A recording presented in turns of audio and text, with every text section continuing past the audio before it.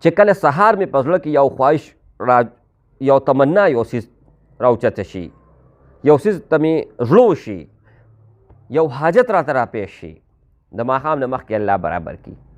که ماښام په یو مشکل کې رئیسار شم، د سهار نه مخکې الله جل شانو ما د هغې نه وباسي.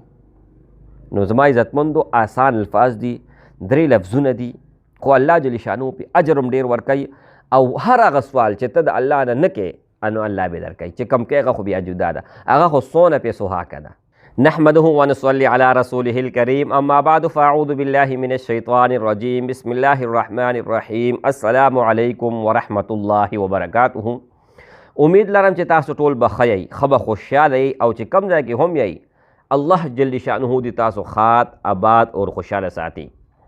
زما عزتمندو، حضرت مولانا امیر بجلیگر رحمت الله تعالی علی د هغه یو عمل دی، هغه تاسو سره زه شیر کوم. ډېرو علما به تاسو سره شیر کړی، ډېرو عاملانو به تاسو سره شیر کړی.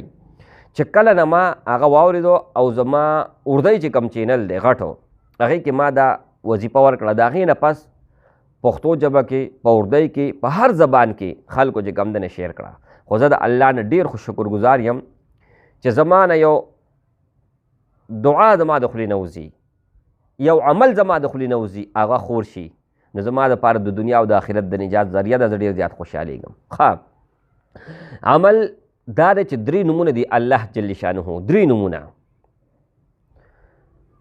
خو دا 3 نومونه دا شان دي که نه چې دا د دنیا او آخرتو دپاره په کار راځي او دنیا د لړزاوی. څنګه؟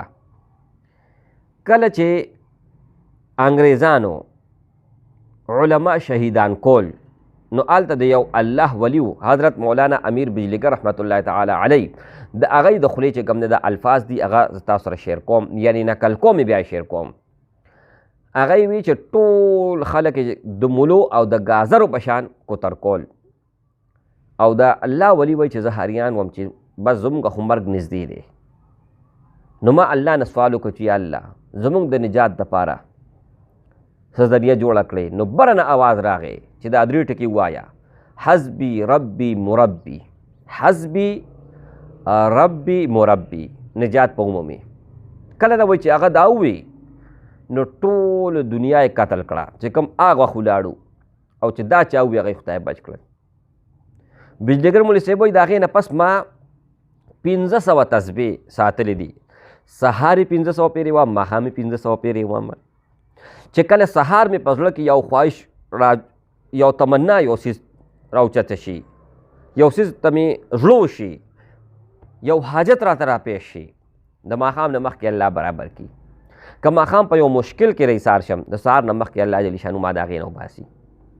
نو زما عزتمندو آسان الفاظ دي، 3 لفظونه دي، خو الله جل شانو پې اجر هم ډېر ورکوي. او هر هغه سوال چې ته د الله نه کوې نو الله به درکوي، چې کم کوې هغه خو بیا جدا ده، هغه خو څونه پیسو حقه ده.